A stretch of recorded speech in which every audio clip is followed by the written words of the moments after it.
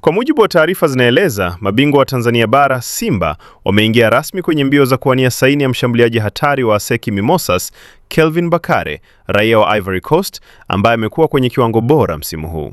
Taarifa zinaeleza kuwa uongozi wa Simba umeanza kufanya mawasiliano ya awali kwa ajili ya kumfuatilia mshambuliaji huyo wenye kasi, nguvu na umaliziaji mzuri ndani ya ligi ya Ivory Coast. Bakare ameonyesha kiwango cha juu akiwa na ASEC Mimosas, ambapo ameripotiwa kufunga mabao 17 katika mashindano mbalimbali msimu huu na kuwa sehemu muhimu ya mafanikio ya klabu hiyo kutoa ubingwa.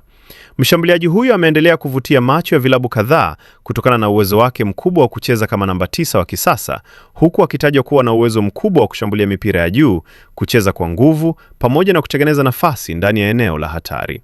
Kiwango chake hicho kimeifanya Simba kuona kuwa anaweza kuwa suluhisho la kuongeza makali ya safu yao ya ushambuliaji kuelekea msimu mpya wa mashindano ya ndani na kimataifa.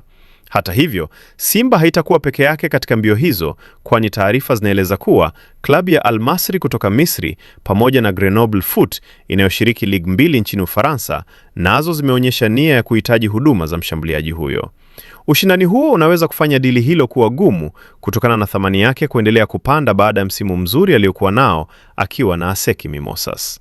Taarifa zaidi, usiache kusubscribe chaneli yetu ya Usajili Wetu uwe wa kwanza kupata taarifa zote za kimichezo. Pia tunapatikana kwenye mitandao yote ya kijamii: Facebook, Instagram, TikTok pamoja na Twitter kwa jina la Usajili Wetu. Jina langu ni Shabby Graphics.